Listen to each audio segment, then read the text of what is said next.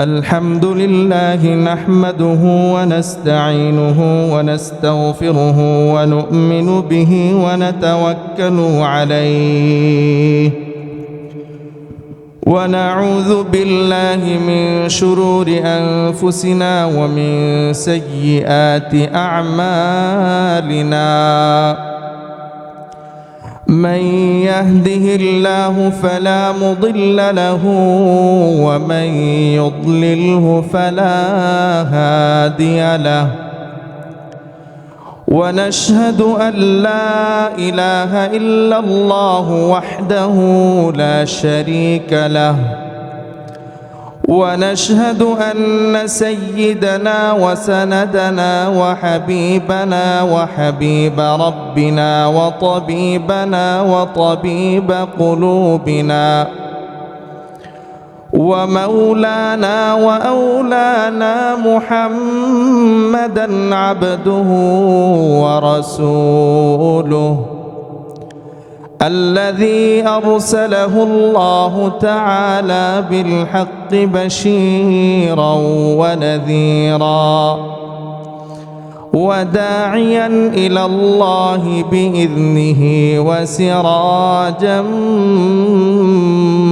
منيرا أما بعد فأعوذ بالله من الشيطان الرجيم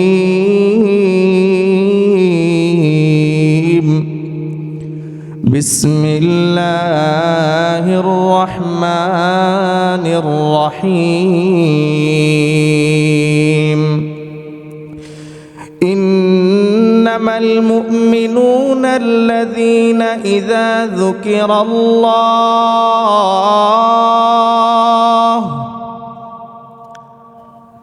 إنما المؤمنون الذين إذا ذكر الله وجلت قلوبهم وإذا تليت عليهم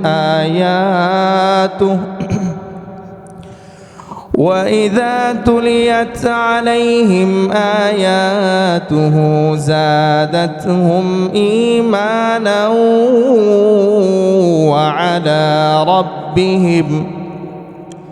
وعلى ربهم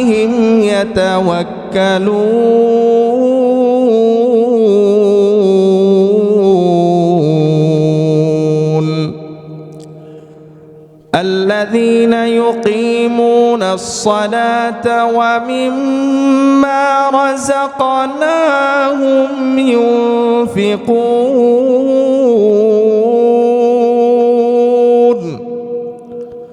أولئك هم المؤمنون حقا لهم درجات عند ربهم ومغفرة ورزق كريم. وقال النبي صلى الله عليه وسلم لا يؤمن أحدكم حتى أكون أحب إليه من والده وولده والناس أجمعين.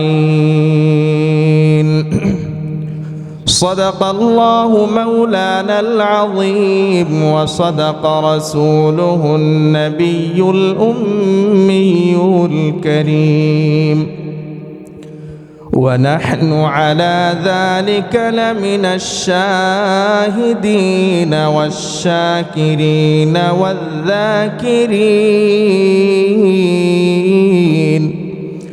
والحمد لله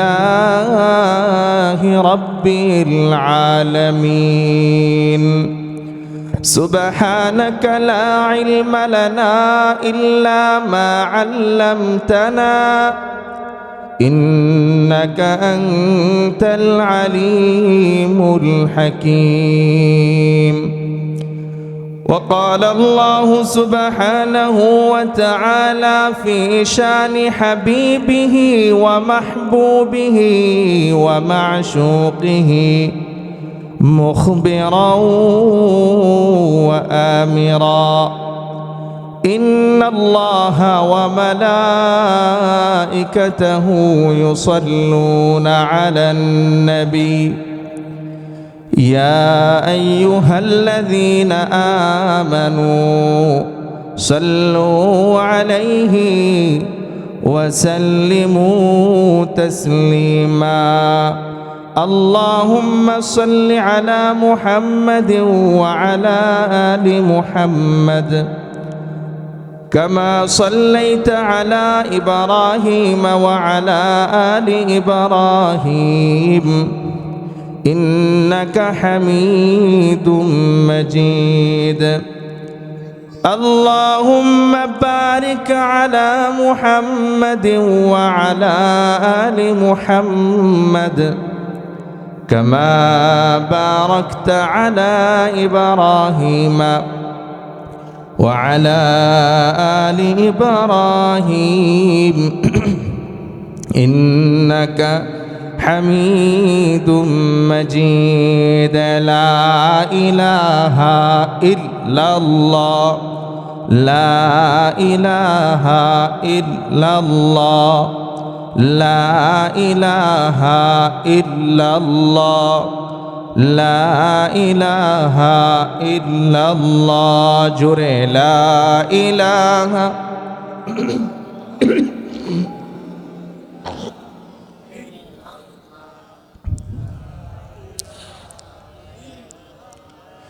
لا إله إلا الله محمد رسول الله.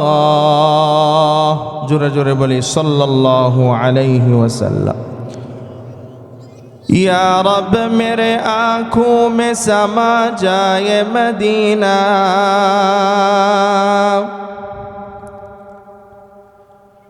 या रब मेरे आँखों में समा जाए मदीना, मुद्दत से मेरे दिल में तमन्नाए मदीना, मुद्दत से मेरे दिल में तमन्नाए मदीना। जन्नत में मकान अपनी बनाते हो नमाजी, जन्नत में मकान अपनी बनाते हैं नमाजी, मस्जिद में बड़े शौक़ से जाते हैं नमाजी, मस्जिद में बड़े शौक़ से जाते हैं नमाजी। अल्हम्दुलिमन क़द्दर खैरन व ख़बाला, अल्हम्दुलिमन क़द्दर खैरन व ख़बाला, वश्शुक्रु लिमन सव्वर हुस्नन व जमाला, वश्शुक्रु लिमन सव्वर हुस्नन व जमाला। फर्दुन समदुन अन सिफतिल खल्क़ बरीउन, फर्दुन समदुन अन सिफतिल खल्क़ बरीउन, रब्बुन अज़लियुन खलक़ल खल्क़ कमाला, रब्बुन अज़लियुन खलक़ल खल्क़ कमाला। अल्हम्दुलिल्लाह सुम्मा अल्हम्दुलिल्लाह। मुहतरम मुअज़्ज़ज़ मुकर्रम सम्मानित सभापति, विशेष अतिथि प्रधान अतिथिबृंद एवं आमार सम्मुख पाने उपस्थित एलाकार विभिन्न स्थान थेके आगत अल्लाह पाकेर आशिकीन, जाकिरीन, शाकिरीन, मुहिब्बीन, मुसल्लीन, अल्लाह प्रिय बान्दागण, এবং পর্দার আড়ালে অবস্থানরতা আমার সম্মানিতা শ্রদ্ধা মা ও বোনেরা, আমরা সর্বপ্রথম ওই মহান রব্বুল আলামিনের দরবারে অন্তরের অন্তঃস্থল থেকে মুমিন হিসাবে ইমানের আওয়াজকে উঁচু করে উচ্চ কণ্ঠে বলিষ্ঠ কণ্ঠে অসংখ্য গণিত শুকর ও সুজুদ আদায় করছি যে মহান আল্লাহ রব্বুল আলামিন আজকের 10 জানুয়ারি 2026 দাতারাটিয়া তাজুল উলুম কওমি বালিকা মাদ্রাসা ও জামিয়া ফাতেমা খাতুন মহিলা মাদ্রাসার আজকের এই মাহফিলে আমাদেরকে আসার বসার কোরআন এবং হাদিসের আলোকে কিছু সময় কথা বলা ও শোনার উদ্দেশ্যে একত্রে মিলে মিশে বসার তৌফিক দান করেছেন। সেই জন্য সেই মহান রব্বুল আলামিনের দরবারে একবার কালিমাতুশ শুকর আদায় করছি। সকলে জবান ছেড়ে দিয়ে বলি আলহামদুলিল্লাহ। ওইসা না এমনি যদি কই তাহলে তো শীতে আরো ধরবো, একটু পরে কি হইব যে শীত লাগতেছে জায়গা। তাহলে প্রথমে আলহামদুলিল্লাহর আওয়াজটা এমনভাবে দিতে হবে, প্রথম আলহামদুলিল্লাহর আওয়াজেই যেন আমরা যে এখানে বসেছি, শয়তান মিয়া যে আমাদেরকে এখানে বসতে দিতে চাচ্ছে না, শয়তান যেন আমাদের প্রথম আলহামদুলিল্লাহতেই চলে যায়। এই জন্য আবারও চিৎকার দিয়ে বলি আলহামদুলিল্লাহ। এবার বোঝা যায় যে আমরা কি সিঙ্গা, ময়মনসিংহা। রাগ করতেছেন? ময়মনসিংহা কইছি দেখে আমরা ময়মনসিংহাই। এজন্য আমরা ময়মনসিংহে কেন বললাম, আমরা ময়মনসিংহের মানুষ যেখানে যাই, হোক সে আলেম, হোক সে রোজে কাজ করা ব্যক্তি, হোক সে যে কোনো ধরনের ব্যক্তি হোক না কেন, যে যে কাজ নিয়ে দেশের যে কোনো জায়গায় যায়, আমাদের ময়মনসিংহে যারা আছি আমরাই এগিয়ে থাকি। কথা বলেন ঠিক না বে ঠিক? এই জন্য মহাব্বতের কথা এটা। লক্ষ কোটি দরুদ ও সালাম বিশ্বমানবতার মুক্তির মহান কান্ডারি সৈয়দুল মুরসালিন রহমাতুল্লিল আলামিন খাতামুন নবিয়্যিন ইমামুল মুরসালিন সাকিয়ে কাউসার শফিয়ে মাহশর শফিউল মুযনিবিন, দয়ার নবী, মায়ার নবী, কলিজার টুকরা নবী, নয়নের মণি নবী জনাবে আহমদ মুজতবা মুস্তফা মুহাম্মদুর রাসূলুল্লাহ সাল্লাল্লাহু আলাইহি ওয়াসাল্লামের উপর আমি আপনাদের সামনে আল কোরআনুল কারীমের 9 নম্বর পারা সূরাতুল আনফাল থেকে 2, 3, 4 তিনটি আয়াতে কারিমা তেলাওয়াত করেছি এবং দয়ার নবী, মায়ার নবী জনাবে মুহাম্মদুর রাসূলুল্লাহ সাল্লাল্লাহু আলাইহি ওয়াসাল্লামের অসংখ্য অগণিত অমীয় বাণী হাদিস শরীফ থেকে একটি হাদিস আপনাদের সামনে তেলাওয়াত করেছি। আল্লাহ রাব্বুল আলামিন যদি তৌফিক দান করেন এবং আপনারা যদি বসে থাকেন সুন্দরভাবে, তাহলে তেলাওয়াতকৃত আয়াত সমূহ এবং হাদিসের উপরে আমার পরবর্তী প্রধান বক্তা আসার আগ পর্যন্ত কিছু কথা বলার ইচ্ছা করেছি। আল্লাহ তাআলা তৌফিক দান করুন, বলেন আমিন। এখনো খুতবা চলাকালীন সময়ে ওই যে প্রথমে বলছিলাম, আমরা যদি বসে থাকি তাহলে তারা চিন্তা করবে যে না, তারা যেহেতু বসে আছে, আমিও নিয়ত করতেছিলাম বসবো বসবো, তা আমিও যাই কিছু একটু সময়কে বসি। তা এই যে আমাদের বসেছিলাম, আমাদের বসে থাকার কারণে আরও অনেক ভাইয়ারা আমার খুতবা চলাকালীন সময় আসছেন। এখনও মাইকের আওয়াজ যত দূর যাচ্ছে, আমি অনুরোধ করে বলবো, দাওয়াত দিয়ে বলবো, সব কাজে চিন্তা ভাবনা করা লাগে না। কি বলেন? সব কাজে চিন্তা ভাবনা করা লাগে? মনে করেন আমি আল্লাহ রাস্তায় দান করব, আমার পকেটের দান করার মতো টাকাও আছে, সামর্থ্য আছে, এই জায়গায় চিন্তা ভাবনা করার কোনো সুযোগ আছে? কোনো দরকার আছে? কেন? হুজুর বলতেছে এই জন্য আপনারা হা বলতেছেন? এই জন্য কারণ আল্লাহ রাস্তায় যদি আমি একটা টাকাও দান করি, এই একটা টাকাই আমার নাজাতের ফয়সালা হয়ে যেতে পারে, এবং এই একটা টাকাই আমাকে জাহান্নাম থেকে মুক্ত করে দিতে পারে, এবং এই একটা টাকাই আমাকে জান্নাত পর্যন্ত নিয়ে যেতে পারে, এবং এই একটা টাকাই আমার আল্লাহর দিদার আমার নসিব হতে পারে, এই একটা টাকাই আমার নবীর শাফাত আমার নসিব হতে পারে, এবং এই একটা টাকাই আমার নবীর হাতে হাউজে কাউসার পানি পান করার সুযোগও হতে পারে। এই জন্য এই টাকাটা বা এই দান করার ব্যাপারে কোনো পরামর্শ, কোনো চিন্তা ভাবনার প্রয়োজন হয় না। মানে মোট কথা, কোনো ভালো কাজ করার জন্য চিন্তা ভাবনা করার কি হয় না, প্রয়োজন হয় না। এই জন্য আমরা যারা আসার ইচ্ছা করেছি, যাদের সময় আছে, এটা দ্বীনি মজলিস। হাদিস শরীফের মধ্যে আছে, নবীজি সাল্লাল্লাহু আলাইহি ওয়াসাল্লাম একবার বলতেছিলেন, ইদা মারারতুম বিরিয়াদিল জান্নাহ ফারতাউ। ও আমার সাহাবীরা, তোমরা যখন রাস্তা দিয়ে হাঁটবা বা কোথাও যাইবা, তোমাদের মাঝখানে যদি জান্নাতের বাগান দেখো, তাহলে তোমরা জান্নাতের বাগানে একটু বইসো। সাহাবীরা প্রশ্ন করলেন, ইয়া রাসূলুল্লাহ, আপনার জবান থেকে শুনেছি মরার পরে জান্নাত পাই, জাহান্নাম পাই, এটা মরার পরে হবে, কিন্তু আজকে বলতেছেন জান্নাতের বাগানের পাশ দিয়ে যদি হাইটে যাও, জান্নাতে বসবা, জান্নাতের বাগানে একটু বসবা। তো দুনিয়ার জান্নাতের বাগানটা কি? নবীজি বললেন, ওয়ামা হিলাকুল যিকরি, কোরআন এবং হাদিসের মজলিস, যেখানে হাদিসের আলোচনা হয়, যেখানে কোরআনের আলোচনা হয়, দ্বীনের আলোচনা হয়, ওইগুলো হলো দুনিয়ার জান্নাতের বাগান। সুবহানাল্লাহ। এজন্য জান্নাতের বাগান কি জান্নাতের বাহিরে হয় না ভিতরে হয়? কথা বলেন। জান্নাতের বাগান, একটা বাগান, এটা কি জান্নাতের বাহিরে না জান্নাতের ভিতরে? তাহলে যারা এখনো রাস্তায় বা দোকানে বসে আছে, তারা কি জান্নাতে না জান্নাতের বাহিরে? তা জান্নাতের বাহিরে আমরা থাকতে চাই না ভিতরে আসতে চাই?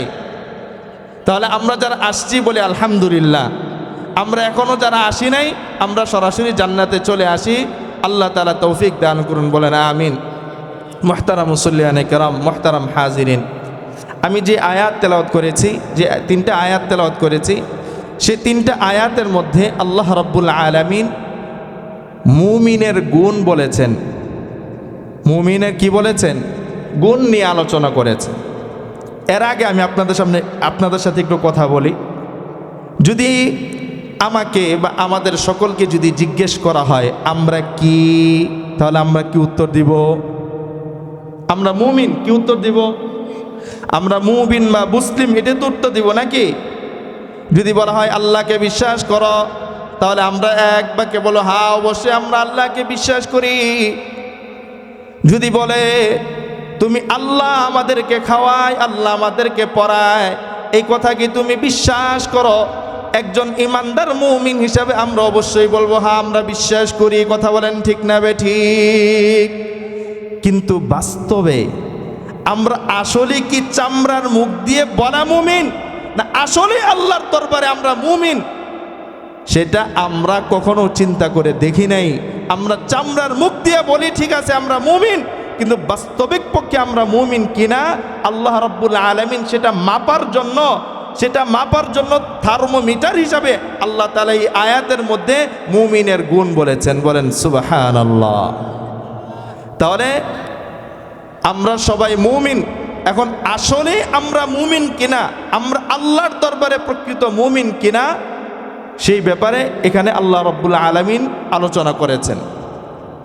তো মুহতারাম মুসল্লিয়ানে কেরাম, আমি কয়েকটা পয়েন্টের উপরে কথা বলবো, একটু মনোযোগ দিয়ে শুনবেন কথাগুলো। আল্লাহ রাব্বুল আলামিন এই তিনটা আয়াতের মধ্যে মুমিনের 5টা গুণ বলেছেন। আমার সাথে একটু কথা বলেন, কয়টা গুণ বলেছেন? কিসের? মুমিনের। আমরা মুমিন কিনা সেটা বোঝার জন্য গুণ হিসেবে আল্লাহ তাআলা কয়টা গুণের কথা বলেছেন? 5টা গুণ। এই 5টা গুণের পরে আল্লাহ আমাদের পরিচয় কি হবে, আল্লাহ রাব্বুল আলামিন আমাদের পরিচয়ও দিয়েছেন, যেটাকে আমরা বলি সার্টিফিকেট। আমরা কি বলি? সার্টিফিকেট, আমি কতটুকু যোগ্য, আমার কতটুকু যোগ্যতা আছে, আমার সক্ষমতা কতটুকু আছে, সেটা দুনিয়ার প্রতিষ্ঠান থেকে প্রাতিষ্ঠানিক পড়ালেখা করলে, মাদ্রাসা, স্কুল, কলেজ, ভার্সিটিতে পড়ালেখা করলে, পড়ালেখার পরে একটা সার্টিফিকেট দেয় কিনা? একটা সার্টিফিকেট দেয়। আল্লাহ তাআলাও আমাদেরকে এই 5টা গুণ থাকলে একটা সার্টিফিকেট দিবে। এখন দুনিয়ার মানুষের কাজ হলো সার্টিফিকেট দিয়ে দেওয়া। তোমার চাকরি হবে কোথায় সেটা আমাদের প্রতিষ্ঠানের কোনো বিষয় না, তুমি চেষ্টা করে চাকরি নাও। কথা বলেন ঠিক না বে ঠিক? তুমি খাইবা কি, তুমি করবা কি, তুমি থাকবা কোথায়, তোমার কি হবে, তোমার জীবন কিভাবে চলবে, সেটা কোনো প্রতিষ্ঠানের কাজ নয়। এই দায়িত্ব কোনো প্রতিষ্ঠান নেয় না। কিন্তু আল্লাহ তাআলা, আমার রব, আপনার রব, এমন দয়ার আল্লাহ, সে আল্লাহ শুধু সার্টিফিকেট দিয়ে বসে থাকার নেই, সে আল্লাহ তিনটা পুরস্কার দিয়েছেন। জুড়ে বলেন সুবহানাল্লাহ। তাহলে গুণ কয়টা? সবাই বলেন গুণ কয়টা? সার্টিফিকেট কয়টা? 5 আর 1 কত? 5 আর 1 কত? ময়মনসিংহে কি 7? 5 আর 1 ময়মনসিংহ নান্দাইল অঞ্চলে 7, কত? 6। পুরস্কার কয়টা? 3টা। পুরস্কার কয়টা? 3টা। তাহলে 6 আর 3 কত হয়? 10। আরে 10। 6 আর 3 কত হয়? 9। তাহলে পয়েন্ট হলো মোট কয়টা? সবাই বলেন পয়েন্ট হলো মোট কয়টা? এই 9টা পয়েন্টের উপর কথা বলে আমার কথা শেষ। একটু সময় দিবেন তো? খারাপ লাগতেছে? তাহলে বলি প্রধান বক্তা নিয়ে আসতে, একটু মনোযোগ দিয়ে শুনবেন। কয়টা গুণ, কয়টা পয়েন্টের উপর আলোচনা হবে? মাত্র 9টা। 9টা না, মাত্র 9টা। 9 না, 9 9 বললে বোঝা যাবে 9 না জানি কত বড়। আর মাত্র 9টা। মাত্র কয়টা? 9টা। তাহলে প্রতিটা জিনিস অর্জন করার আগে লাভটা কি সেটা যদি আমরা জানি, দুনিয়ার মানুষ যদি জানে, তাহলে সেই জিনিসটা অর্জন করার প্রতি একটা আগ্রহ তৈরি হয়। ঠিক না বে ঠিক? জুড়ে বলেন ঠিক না বে ঠিক? আমি করবো কি, এটা করার পরে আমার লাভটা কি, সে লাভটা জানলে ওই জিনিসটা করার প্রতি কি হয়? আগ্রহ হয়। কি হয়? আগ্রহ হয়। তাহলে আমরা এই 5টা গুণ অর্জন করলে আমাদের লাভটা কি, আমাদের সার্টিফিকেট আমরা কি পাবো, আমাদের পরিচয় কি হবে, সেটা যদি আমরা আগে জানি, তাহলে আমাদের গুণগুলো অর্জন করার প্রতি আগ্রহ সৃষ্টি হবে। কথা বলেন ঠিক না বে ঠিক? এই জন্য আগে আমি সার্টিফিকেট কি পাবো সেটা বলবো, এরপরে গুণ, এরপরে পুরস্কারগুলো, এরপরে গুণগুলো বলে আমার আলোচনা আমি শেষ করে দিব। তাহলে আসেন, 5টা গুণ অর্জন করলে আল্লাহ তাআলা কি পুরস্কার? আল্লাহ তাআলা প্রথমে সার্টিফিকেট দিবেন। আল্লাহ কি সার্টিফিকেট দিবেন? আল্লাহ বলেন, উলাইকা হুমুল মুমিনুনা হাক্কা। ও দাতারাটি এলাকার মুসলমান, দিলের কান দিয়া, মনের কান দিয়া, মনোযোগ দিয়া শুনো রে বাবা। আল্লাহ রাব্বুল আলামিন সূরাতুল আনফালের আয়াতগুলোর মধ্যে বলেন, আমার বান্দারে, তোরা যদি 5টা গুণ অর্জন করতে পারস, তাহলে আমি আল্লাহ তোদেরকে সার্টিফিকেট দিব, তোরা হলো প্রকৃত মুমিন। আল্লাহ যদি বলে আমি আপনি প্রকৃত মুমিন, আর দুনিয়ার সমস্ত মানুষ যদি আমাদেরকে কাঠমোল্লা বলে, আমাদের কোনো সমস্যা আছে? আল্লাহ যদি বলে বান্দা তুই খাঁটি মুমিন, আর সবাই যদি বলে এ হুজুররা হলো বেহুদা, যারা নামাজ পড়ে তারা হলো বেহুদা, তাদের কোনো কাজ নাই, সারাদিন কালে নামাজ আর নামাজ, নামাজ আর নামাজ, এরকম যদি আমাদেরকে নিয়ে ঠাট্টা করে, আমাদেরকে নিয়ে যদি হাসি মজা করে, তাহলে আর অপর দিকে আল্লাহ যদি বলে আমরা প্রকৃত মুমিন, তাহলে তারা যতই আমাদেরকে নিয়ে হাসাহাসি করুক, আমাদের কোনো সমস্যা আছে? তাহলে এই 5টা গুণ যদি অর্জন করতে পারি, তাহলে আল্লাহ তাআলা আমাদেরকে পরিচয় দিচ্ছেন, আল্লাহ তাআলা আমাদেরকে সার্টিফিকেট দিচ্ছেন, বান্দারে তোরা যদি 5টা গুণ অর্জন করতে পারস, উলাইকা হুমুল মুমিনুনা হাক্কা, তোরা হলি আমি আল্লাহর দপ্তরে, আমি আল্লাহর খাতায়, আমি আল্লাহর দরবারে তোরা হলো প্রকৃত মুমিন। সুবহানাল্লাহ। ওই আমি প্রথমেই বলেছিলাম যে দুনিয়ার মানুষ শুধু সার্টিফিকেট দিয়া, দুনিয়ার মানুষ বলে তুমি গোল্ডেন A+ পাইছো, তুমি A+ পাইছো, তুমি পাস করেছো, তোমার সার্টিফিকেটে ভালো রেজাল্ট আসছে, তোমাকে সার্টিফিকেট ধরায় দিলাম, তুমি একজন ভালো ছাত্র, তুমি একজন ভালো মানুষ, এই সার্টিফিকেট তোমাকে ধরায় দিলাম। এখন তোমার কাজ কি? তুমি তোমার কাজ খুঁজে বাইর করো। কিন্তু আল্লাহ তাআলা আমাদেরকে সার্টিফিকেট দিয়েই ছাইরে দেন নাই। আল্লাহ রাব্বুল আলামিন আমাদেরকে বলেন, বান্দারে তোরা যদি এই 5টা, তোরা যদি আমার কাছ থেকে খাঁটি মুমিনের এই সার্টিফিকেট অর্জন করতে পারস, আমি আল্লাহ দুনিয়ার মানুষের মতো ছেড়ে দেওয়ার মতো আল্লাহ আমি না, আমি আল্লাহ তোদেরকে তিনটা পুরস্কার দিব। চিৎকার দিয়ে বলেন সুবহানাল্লাহ। আল্লাহর দরবার থেকে আমরা যদি প্রকৃত মুমিনের সার্টিফিকেট অর্জন করতে পারি রে বাবা, আল্লাহ রাব্বুল আলামিন আমাদেরকে তিনটা পুরস্কার দিবেন। 1 নাম্বার পুরস্কার, লাহুম দারাজাতুন ইনদা রাব্বিহিম ওয়া মাগফিরাতুন ওয়া রিজকুন কারীম।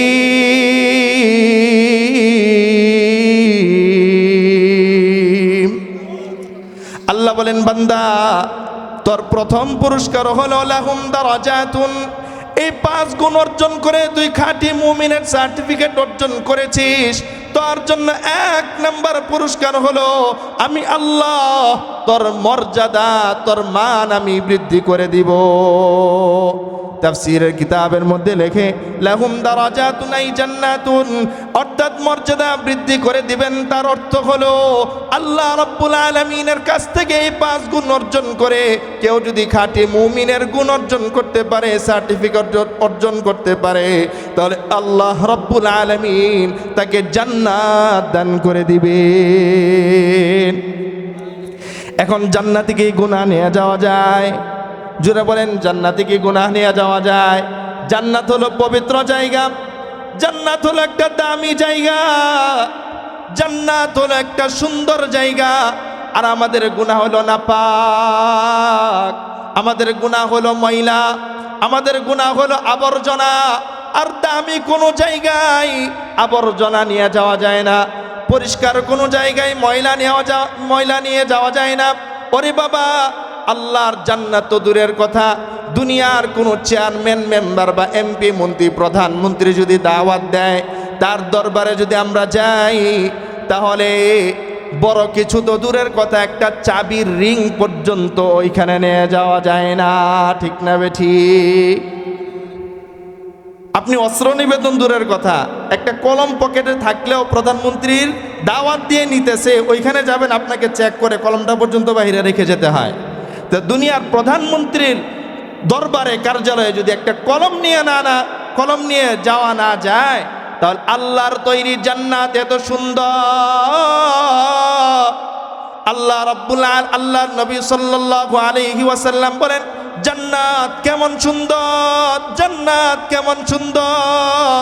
নবীজি সাল্লাল্লাহু আলাইহি ওয়াসাল্লাম বলেন, মালা আইনুন রাআত ওয়ালা উযুনুন সামিআত, এমন সুন্দর জান্নাত মানুষের চক্ষু কোনোদিন কল্পনা করতে পারে না কত সুন্দর, মানুষের কান কোনোদিন কল্পনা করতে পারে না, শুনে নাই তার এত সুন্দর বর্ণনা, মানুষের এই চামড়ার কান দিয়ে কখনো শুনে নাই।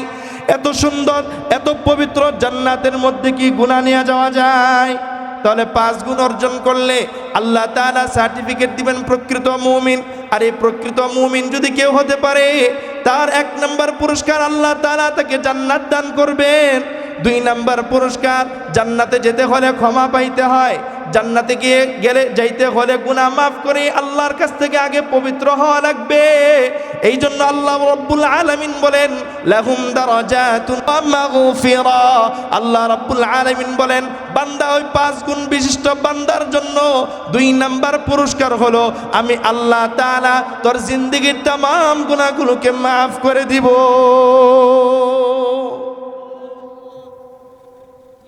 তিন নাম্বার পুরস্কার, প্রথম পুরস্কার মনে আসেনি? প্রথম পুরস্কার হলো আল্লাহ তাআলা জান্নাত দান করবেন। দুই নাম্বার পুরস্কার আল্লাহ তাআলা মাফ করে দিবেন। এখন হুজুর প্রশ্ন হলো, আল্লাহ জান্নাতও ঘোষণা করলো, ক্ষমাও ঘোষণা করলো, এখন আমরা খাবো কি? আমরা চলবো কিভাবে? আমাদের রিজিকের ব্যবস্থা কি হবে? আল্লাহ বলেন টেনশনের কোনো কিছু নাই, আমি আল্লাহ তোর জন্য সম্মানিত রিজিকের ব্যবস্থা করে দিব। কি রিজিকের ব্যবস্থা করবেন? সম্মানিত রিজিকের ব্যবস্থা। একটা প্রশ্ন করি, আমি এই এলাকার জামাই, এখন আমাকে যদি কারোর সাথে যদি মনে করেন সৌদি আরবে দেখা হইলো, হজে গেলেন, উমরায় গেলেন, দেখা হইলো, ওইখানে কি বলবেন? আমাদের বাড়ির চাচাতো ভাই। পরিচয় তখন কি হবে? জামাই। এলাকার জামাই, সৌদি আরব দেখা হইলেও জামাই। পৃথিবীর আটলান্টিক মহাসাগরের পারেও যদি দেখা হয়, পরিচয় কি হবে? জামাই। জামাইয়ের সাথে দেশের পৃথিবীর যে কোনো জায়গায় দেখা হয়, জামাইয়ের পরিচয় জামাই। তো ঠিক এমন ভাবে আল্লাহ তাআলার কাছ থেকে 5 গুণ অর্জন করতে পারলে আল্লাহ তাআলা বললেন তুই জান্নাতি, তোকে আমি ক্ষমা করে দিলাম। এখন আল্লাহ শুধু পরকালে গেলে শুধু জান্নাতি পরিচয় দিবে, মানে দুনিয়ায় জীবিত থাকলে কোনো পরিচয় নাই? নাকি যে জান্নাতি আল্লাহর পক্ষ থেকে যে জান্নাতের ঘোষণা পাইল, সে দুনিয়াতেও জান্নাতি ঘোষণা প্রাপ্ত এবং আখিরাতেও সে ঘোষণা প্রাপ্ত? বলেন সুবহানাল্লাহ। তাহলে আল্লাহ তাআলা তাকে জান্নাত দিবেন, মাফ করে দিবেন। তাহলে তার পরিচয় দুনিয়াতেও সে জান্নাতি, পরকালেও সে জান্নাতি। তাহলে পরকালে আল্লাহ তাআলা তাকে দামি দামি সুন্দর সুন্দর সম্মানী রিজিক দান করবেন, আর দুনিয়াতে আল্লাহ তাআলা তাকে খালি খালি বসায় রাখবেন না। দুনিয়াতেও আল্লাহ তাআলা তাকে সম্মানিত রিজিক দান করবেন। রিজিক দুই রকম, এক রকম হলো সম্মানিত রিজিক, আরেক রিজিক হলো অপমানিত রিজিক। যে রিজিকের মধ্যে অনেক টাকা আছে, বাড়ি আছে কয়েকটা, ঢাকা শহরে, নান্দাইল শহরে, ময়মনসিংহ শহরে অনেক বাড়ি আছে, 5 তলা 10 তলা 20 তলা বাড়ি আছে, কিন্তু এলাকার মধ্যে তার কোনো সম্মান নাই। এমন আছে না নাই? যেটা বলেন এমন আছে না নাই? কিন্তু এলাকাতেও তার কোনো রকম একটা ঘর আছে। ময়মনসিংহ তো দূরের কথা, নান্দাইল শহরেও তার ভালো কোনো একটা থাকার জায়গা নাই। কিন্তু আল্লাহ তাআলা এমনও ব্যক্তি আছে, তাদের এত সম্মান, তাদেরকে পুরা দেশে আল্লাহ তাআলা সম্মানিত করে রাখছেন। এমন আছে না নাই? বাবা, উদাহরণ দিয়ে বলতে গেলে অনেক সময় লাগবে, শুধু সংক্ষেপে এতটুকু বললাম। আল্লাহ রাব্বুল আলামিন মানুষকে সম্মানিত রিজিক দান করেন। আবার কোন মানুষ সুদ খেয়ে, ঘুষ খেয়ে এত বিশাল সম্পদ গড়াইছে, তারটাও রিজিক, কিন্তু তার রিজিকটা সম্মানিত রিজিক নয়, তার রিজিকটি হলো অপমানিত রিজিক। দুনিয়ার মানুষ 5 তলা সুদ এনে, ব্যাংক থেকে লোন এনে যে ব্যক্তি বড় বড় বিশাল বিশাল অট্টালিকা তৈরি করেছে, সে ব্যক্তিটাকেও মানুষ সম্মান করে, কিন্তু এটা হলো তার সামনাসামনি। যখন এসে এলাকা থেকে চলে যায়, তখন বলে হ্যার মতো সুদখোর এলাকার মধ্যে আর কেউ নাই। কথা বলেন ঠিক না বেঠিক? কিন্তু একজন আল্লাহওয়ালা হুজুর, একজন আলেম, তাকে গিয়ে হাতে ধরে প্রয়োজনে বলে হুজুর আপনার পায়ে ধরবো, আমার ঘরে আপনার একটা বেলা খাইতে হবে। আর এই হুজুরটাকে যখন দাওয়াত দিয়ে তার কাছে, তার বাড়িতে নিয়ে যায়, তখন তার সাধ্য অনুযায়ী সর্বোচ্চটা দিয়ে তাকে মেহমানদারি করায়। ঠিক না বেঠিক? তার কিন্তু বাড়ি নাই, তার কিন্তু গাড়ি নাই, কিন্তু আল্লাহ তাআলা তার জন্য সম্মানিত রিজিকের ব্যবস্থা করেছেন। ঠিক না বেঠিক? তো এই হলো সম্মানিত রিজিক। তাহলে 5 গুণ অর্জন করলে আল্লাহ তাআলা প্রথমে কি দিবেন? সার্টিফিকেট কি? তুমি প্রকৃত মুমিন, খাঁটি মুমিন। আর যদি খাঁটি মুমিনের সার্টিফিকেট আল্লাহর কাছে নিতে পারি, তাহলে আল্লাহ পুরস্কার দিবেন কয়টা? 1 নাম্বার জান্নাত, 1 নাম্বার, 2 নাম্বার ক্ষমা, 2 নাম্বার, কারণ জান্নাতে গেলে গুনাহ নিয়ে যাওয়া যায় না, আর আল্লাহ যাকে জান্নাতি ঘোষণা করবেন তার গুনাহও মাফ করে দিবেন। আর জান্নাতও পাইলাম, গুনাহও ক্ষমা হইল। এখন আল্লাহ তাআলার পক্ষ থেকে রিজিকের ব্যবস্থা, কেমন রিজিক? সম্মানিত রিজিক, উত্তম রিজিকটা আল্লাহ তাআলা, দামি রিজিকটা আল্লাহ তাআলা দান করবেন। শুধু জান্নাতে যাওয়ার পরে না দুনিয়াতেও, শুধু জান্নাতে যাওয়ার পরে না দুনিয়াতেও। তাহলে দুনিয়াতেও মানুষ বিল্ডিং করেও সুদখোর বলে গালি খায়, ঘুষখোর বলে গালি খায়, এমন মানুষও আছে। আবার এমন মানুষও আছে যাদেরকে মানুষ হাতে ধরে পায়ে ধরে তার বাড়িতে নিয়ে খাওয়ায় এবং সর্বোত্তমটা ভালো জিনিস দিয়ে খাওয়ায়। এটা হলো সম্মানিত রিজিক। দুনিয়াতে আল্লাহ তাআলা তাদেরকে সম্মানিত রিজিক দান করে এবং পরকালে তো আল্লাহ তাআলা জান্নাত আছেই। এই হলো আমাদের পরিচয় এবং পুরস্কার। এখন গুণগুলো কি আমি সংক্ষিপ্তভাবে মোটামুটিভাবে আমি গুণগুলো বলছি। এখন এই আমাদের এই পুরস্কারগুলো শোনার পরে আমাদের গুণগুলো কি সেটা শোনার প্রতি একটু আগ্রহ হয়েছে না? এখন আমি গুণগুলো আপনাদের সামনে বলছি।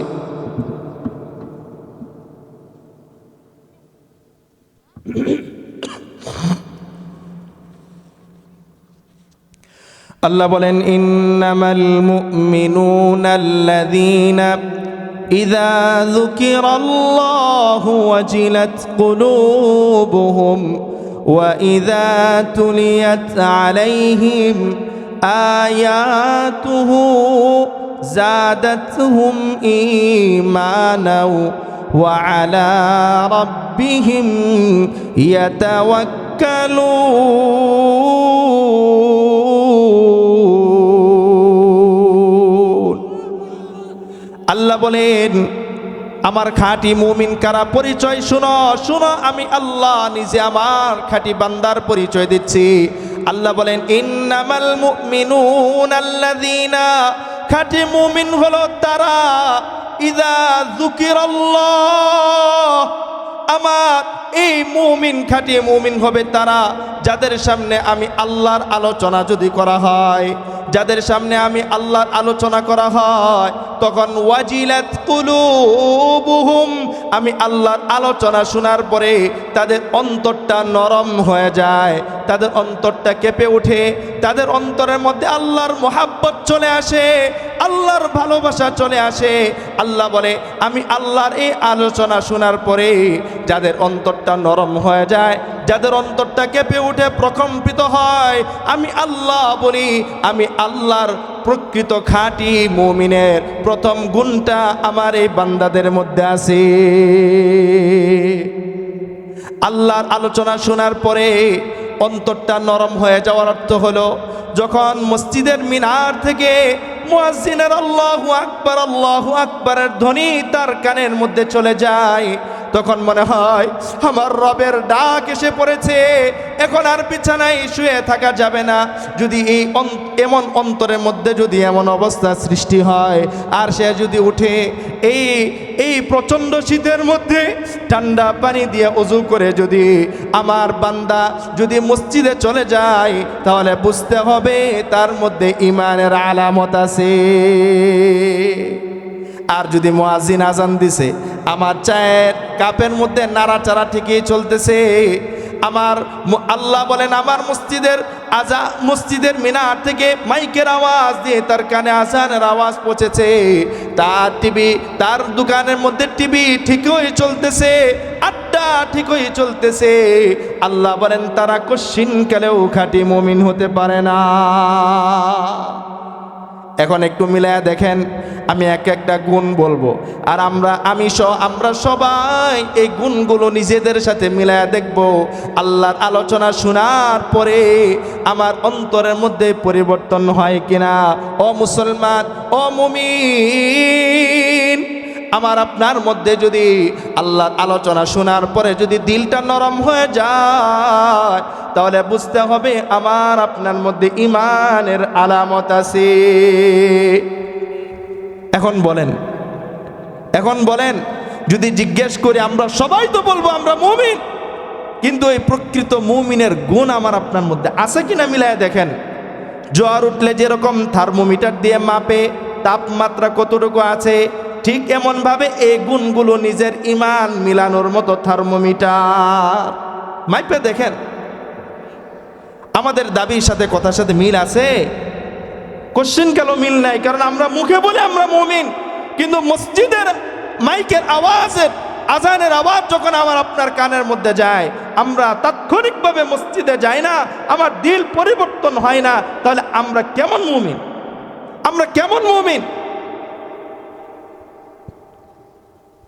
অথচ সাহাবাই কেরামদের মধ্যে যখন আল্লাহর বিধানের কোনো শব্দ নবীজির মাধ্যমে তার কানের মধ্যে পৌঁছতো, তখন সাথে সাথে তার আল্লাহর বিধানের মধ্যে চলে যেতেন। আমরা সবাই জানি মক্কার মধ্যে সাহাবাই কেরামদের মধ্যে ইসলামের প্রথম যুগে মদ পান করাটা হালাল ছিল, বৈধ ছিল, অনুমতি ছিল। কিন্তু একটা পর্যায়ে আল্লাহ রাব্বুল আলামিন কুরআনুল কারীমের মধ্যে ধাপে ধাপে ধাপে ধাপে পর্যায়ক্রমে এক পর্যায়ে আল্লাহ তাআলা পরিপূর্ণভাবে মদ হারাম ঘোষণা করে দিয়েছেন। যখন এই মদ হারাম হয়েছে, এই ঘোষণা যখন এই সাহাবাই কেরামদের কানের মধ্যে পৌঁছেছে, কারো হাতে মদের গ্লাস ছিল, মুখের একেবারে ঠোঁটের কাছ পর্যন্ত নিয়ে গিয়েছে, কিন্তু যখন এ শুনেছে আল্লাহ মদ পান করা হারাম করে দিয়েছে, সাহাবাই কেরাম সাথে সাথে মদের গ্লাসটা হাত থেকে ফেলে দিয়েছে। কেউ কেউ বোতলে ডালতেছিলেন, সে মদ পান করা ঢালা ছেড়ে দিয়েছে। কারো কাছে মদের বড় বড় মটকা ছিল, বড় বড় পাত্র ছিল। সাহাবাই কেরাম যখন শুনেছেন আল্লাহর পক্ষ থেকে মদকে হারাম করে দেওয়া হয়েছে, তখন সাহাবাই কেরাম তাদের এই মদের মটকাগুলো তাদের ঘর থেকে বের করে মদিনার অলিতে গলিতে রাস্তার মধ্যে তারা ঢেলে দিয়েছে। হাদিসের কিতাবের মধ্যে লেখে, যেদিন মদকে হারাম ঘোষণা করা হয়েছে, সাহাবাই কেরাম তাদের এই মদের মটকাগুলো এই যে এইভাবে ঢেলে দিয়েছেন, পুরা মদিনার অলি গলি সেদিন মদের বন্যা বয়ে গিয়েছিল। এই ছিল তাদের ঈমান। আল্লাহর ঘোষণা, আল্লাহর কোনো বিধানের কথা শুনছি তো সাথে সাথে মানা। এই হলো মুমিনের প্রথম গুণ, যে আল্লাহর আলোচনা শুনলে অন্তর কি হয়ে যাবে? নরম হয়ে যাবে। এই অন্তর নরম হয়ে যাওয়ার অর্থ হলো, আমার পর্দার বয়স হয়েছে, আমি ইমাম সাহেবের কাছ থেকে পর্দা করা ফরজ শুনেছি, তো আমি পর্দা করা মানা শুরু করলাম। আল্লাহ তাআলা সুদকে হারাম করেছেন, আমি সুদ হারাম শোনার সাথে সাথে সুদ ছেড়ে দিব। এটা হলো আল্লাহর আলোচনা শোনার সাথে সাথে আমার অন্তর নরম হয়ে যাওয়া। এরকমভাবে আল্লাহর যত গুণ আছে, আল্লাহর যত হুকুম আছে, সব শোনার সাথে সাথে যদি আমার অন্তরের মধ্যে মানার মাদ্দা তৈরি হয়, আমার অন্তরটা যদি নরম হয়ে যায়, তাহলে বুঝতে হবে আমার আপনার মধ্যে ঈমানের মুমিনের আলামত আছে। এখন মিলায় দেখি, আমরা মিলায় দেখি, প্রতিটা কথা আমরা মিলায় দেখব। সময় স্বল্প, এই জন্য আর বিস্তারিত বললাম না। 2 নাম্বার গুণ আল্লাহ তাআলা মুমিনের, বলছিলাম আল্লাহ তাআলা মুমিনের কয়টা গুণের কথা বলছেন? জুড়ে বলেন, কয়টা গুণের কথা বলছেন? 1 নাম্বার গুণ বললাম যে ইযা যুকিরাল্লাহ ওয়াজিলাত কুলুবুহুম, যখন আল্লাহর আলোচনা শুনবো, তখনই যদি আমার আপনার দিলটা, অন্তরটা, মনটা নরম হয়ে যায়, তাহলে বুঝতে হবে আমার আপনার মধ্যে মুমিনের প্রথম গুণ আছে। আর যদি না থাকে, তাহলে বুঝতে হবে আমার মধ্যে ঈমানের আলামত এখনো পরিপূর্ণ আসে নাই। 2 নাম্বার হলো ওয়াইদা তুলিয়াত আলাইহিম আয়াতুহু যাদাতহুম ঈমানা। 2 নাম্বার গুণ হলো, আল্লাহ বলেন আমার প্রকৃত মুমিন হবে তারা যাদের সামনে আমার কোরআন তেলাওয়াত করলে যাদের ঈমান বৃদ্ধি হবে, তারা হলো প্রকৃত মুমিন।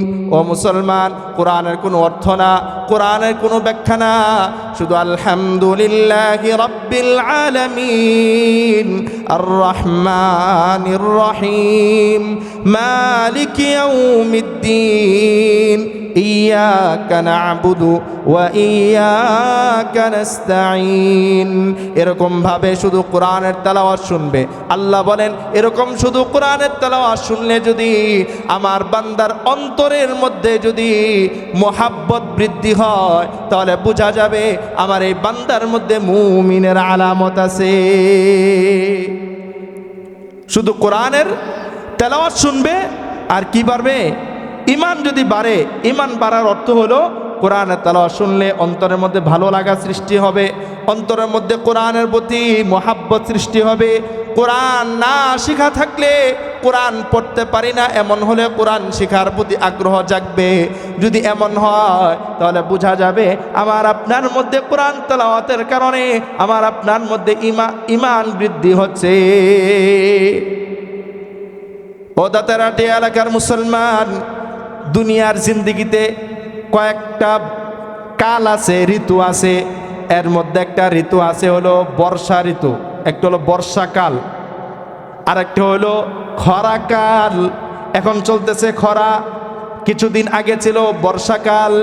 যখন বর্ষাকাল ছিল তখন জমিনে পানি, খেতে পানি, কাদা, রাস্তাঘাটে পানি, পুকুরে পানি, নদীতে পানি, সাগরে পানি বেশি, সর্ব জায়গায় শুধু পানি আর পানি, পানি আর পানি। কথা বলেন ঠিক না বেঠিক? আর এখন হলো খরার মৌসুম, এখন জমিনেও পানি নাই। আজকে আমরা এখানে মাহফিল করতেছি, বর্ষাকালে এখানেও পানি ছিল, এখন খরাকাল পানি নাই, রাস্তাঘাটে পানি নাই, পুকুরেও পানি কমে গিয়েছে, নদীতেও পানি কমে গিয়েছে, চর বেশি উঠেছে।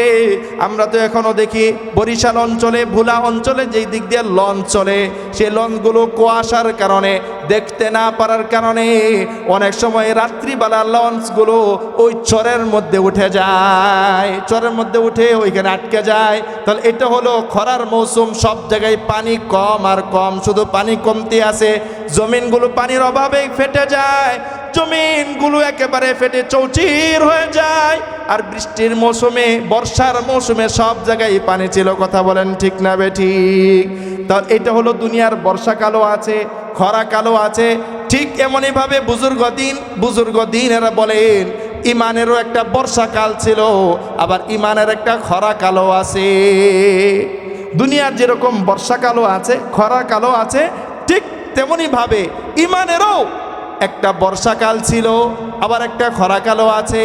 বলে হুজুর, ইমানের আবার বর্ষাকাল খরাকাল, এটা আবার কেমন কথা বলেন? হা, ইমানেরও বর্ষাকাল ছিল, যখন চতুর্দিকে শুধু ইমানের জয় জয়কার ছিল, সর্বদিকে ইমান, সর্বদিকে ইমান, ইমানের আলো ছিল। সেই কালটা হলো কোনটা? সেই কালটা হলো আমার আপনার কলিজা টুকরা নবী জনাবে মুহাম্মদুর রাসূলুল্লাহ সাল্লাল্লাহু আলাইহি ওয়াসাল্লামের জীবদ্দশা। নবীজি যখন জীবিত ছিলেন তখন মানুষ নবীজিকে আঘাত করতে চাইতো। নবীজির এই নূরের মতো, চাঁদের মতো চেহারা দেখে নবীজির প্রতি ঈমান এনে ফেলতো। এটা হলো ঈমানের বর্ষাকাল। নবীজিকে কাফেররা গালাগালি করতো, বলতো মুহাম্মদের নির্বংশ, মুহাম্মদের কোনো বংশ নাই। কিন্তু এই মুহাম্মদের কাছে যখন আবার দেখা করতো, এই মুহাম্মদের কাছে হাতে হাত রেখে আবার মুসলমান হয়ে যেত। এটা হলো ঈমানের বর্ষাকাল, অর্থাৎ নবীজির জীবদ্দশাকালটা হলো ঈমানের বর্ষাকাল। আর ঈমানের খরাকালটা কোনটা? নবীজি যেদিন থেকে ইন্তেকাল হয়ে গেছে, নবীজি যেদিন থেকে দুনিয়া থেকে চলে গেছে, সেদিন থেকেই ঈমানের খরাকাল শুরু হয়ে গেছে। বলে দুনিয়ার খরাকাল তো সাময়িক, কিছুদিন পরে আবার বৃষ্টি হবে, দুনিয়ার এই খরাকাল থাকবে না। তো ঈমানের খরাকাল কোন পর্যন্ত থাকবে? বলে ঈমানের যে খরা শুরু হয়েছে, ঈমানের যে শুকানো শুরু হয়েছে, ঈমানের পানি যে কমা শুরু হয়েছে, ঈমানের পরিমাণ যে কমা শুরু হয়েছে, সেটা বাড়ানোর মতো আমার আপনার নবী, শেষ নবী আর কোনোদিন আসবেন না। তাহলে ঈমানের এই কমাটা বন্ধ হবে কোথায়? বলে ঈমানের কমাটার বন্ধ হবে না, কিয়ামত পর্যন্ত ঈমানের খরা চলতেই থাকবে। যত দিন যাবে তত ঈমান কমবে, ঈমানের পাওয়ার কমবে, কিয়ামত পর্যন্ত এরকম থাকবে। আবার যখন হযরত ঈসা আসবে, ইমাম মাহদী আসবে, কিছুদিনের জন্য আবার ঈমানটা উর্বর হবে, ঈমানের বর্ষাকাল আবার কিছুদিন হবে, এরপরে আবার ঈমানের খরাকাল শুরু হবে, আবার কিয়ামত হয়ে যাবে। তাহলে ঈমানের বর্ষাকাল ছিল নবীজির জমানা, নবীজি চলে গেছেন, ঈমানের বর্ষাকাল শেষ, এখন ঈমানের খরা শুরু হয়েছে। এখন ঈমান বৃদ্ধি করার উপায় কি? ও মুসলমান, এই খরাকালে যখন পুকুরের পানি কমে যায়, ফিশারির পানি যখন কমে যায়, তখন পুকুরের মধ্যে যদি পানির প্রয়োজন হয় তাহলে পানি দেয় কিভাবে? অন্য জায়গা থেকে মোটর দিয়ে পানি এখানে দেয় কি দেয় না? মোটর দিয়ে পানি আনে বা যেখানে পানি আছে সেখান থেকে পানি আনে, সেখান থেকে পানি আনার পরে নির্দিষ্ট পরিমাণ 1 ঘন্টা 2 ঘন্টা 3 ঘন্টা বা রাত্র পুরা রাত্র ওই পুকুরের মধ্যে পানি দিয়ে যতটুকু পানির প্রয়োজন হয় ওই পানি কমা থেকে পরিমাণটা আবার একটু বাড়ায় কি বাড়ায় না? তাহলে পুকুরটা যখন শুকিয়ে যায় তখন ওই পুকুরের পানি, ওই পানির লেভেলটা ঠিক করে আবার অন্য জায়গা থেকে পানি এনে তাহলে আমার আপনার নবী তো নাই, আমার আপনার নবী চলে গেছে, ইমানের বর্ষাকাল শেষ হয়ে গেছে, এখন ইমানের খরাকাল চলতেছে, ইমানের পরিমাণ কমবে, এখন এই ইমান বৃদ্ধি করব কিভাবে? আল্লাহ বলে, রে বান্দা তোরা শেষ নবীর উম্মত, আমি আল্লাহ তোদেরকে খালি হাতে ছেড়ে দিব না। বলেন আল্লাহু আকবার। আল্লাহ বলে, বান্দা তোদের ইমান কমবে, আমার নবী সব সময় থাকবে না। এই জন্য আমার নবী থাকাকালীন সময়ে অল্প অল্প সময়ের মধ্যে দীর্ঘ 23 বছরে আমি আল্লাহ তোদের জন্য একটি কিতাব নাজিল করেছি। জুড়ে বলেন সেই কিতাবের নাম কি? আল কুরআনুল কারীম। আল্লাহ বলে, আমার নবী এক সময় থাকবে না, আমার নবী যখন চলে যাবে ইমানের বর্ষা শেষ হয়ে যাবে, ইমানের খরাকাল শুরু হয়ে যাবে, তখন তোরা ইমান বৃদ্ধি করবে কিভাবে? আল্লাহ বলেন, বান্দা আমি আল্লাহ তোদের জন্য কোরআন দিয়েছি, এই কোরআন কিয়ামত পর্যন্ত থাকবে। এই কোরআন যে তেলাওয়াত করবে, কোরআন তেলাওয়াতের কারণে তার ইমান বৃদ্ধি হবে। বলেন সুবহানাল্লাহ। পুকুরের মধ্যে পানি দিলে যেরকম পুকুরের পানি বাড়ে, মোটর টাঙ্কিটা যখন খালি হয়ে যায় তখন মোটর ছেড়ে পানি দিলে যখন টাঙ্কিটা আবার ফুল হয়ে যায়, ঠিক এরকমভাবে এই ফিতনা জমানে, এই নাস্তিক্যবাদীদের জমানায়, এই ফিতনার জমানায় আমাদের ইমান কমবে। ইমান বাড়ানোর একমাত্র পদ্ধতি হলো কোরআন তেলাওয়াত করলে ইমান বাড়বে। সুবহানাল্লাহ। তাহলে মুমিনের 2 নম্বর গুণ কি? কোরআন তেলাওয়াত করলে ইমান বাড়বে। কোরআন তেলাওয়াত করলে ইমান বাড়বে। যদি কোরআন তেলাওয়াত করলে ইমান বাড়ে তাহলে বুঝতে হবে আমার আপনার মধ্যে কি আছে? মুমিনের আলামত ইমান আছে। সময় প্রায় শেষ পর্যায়ে। 1 নম্বর গুণ ছিল আল্লাহর জিকির, আল্লাহর আলোচনা শুনলে অন্তর কেঁপে উঠবে, আল্লাহর প্রতি মায়া মহাব্বত সৃষ্টি হবে যদি, তাহলে বোঝা যাবে তার মধ্যে ইমানের গুণ আছে। 2 নম্বর হলো যদি কোরআন তেলাওয়াত করা হয়, যদি তার মধ্যে ভালো লাগে তাহলে বুঝতে হবে তার মধ্যে ইমানের আলামত আছে। আচ্ছা, ইমানের আলামত শুধু কোরআন তেলাওয়াত করলে ইমান বাড়ে, এ প্রমাণ আছে না নাই? বলেন, শুধু কোরআন তেলাওয়াত করলে ইমান বাড়ে, এর প্রমাণ আছে না নাই? নবীজি সাল্লাল্লাহু আলাইহি ওয়াসাল্লামের জমানায় কাফের মুশরিকরা নবীজি কোরআন তেলাওয়াত করত, শেষ রাতে তাহাজ্জুদের মধ্যে তেলাওয়াত করত, আর রহমান আল্লামাল কুরআন খলাকাল ইনসান আল্লামাহুল বায়ান। বিভিন্ন জায়গা থেকে নবীজি তেলাওয়াত করতেন। নবীজি তেলাওয়াত শোনার জন্য সারাদিন যে কাফের নাস্তিক মুরতাদেরা নবীজির বিরোধিতা করত, সেই নাস্তিক মুরতাদরা, ওই কাফের নেতারাই শেষ রাত্রে আবার নবীজির কোরআন তেলাওয়াত শুনতে যাইতো। ঠিক না বেঠিক?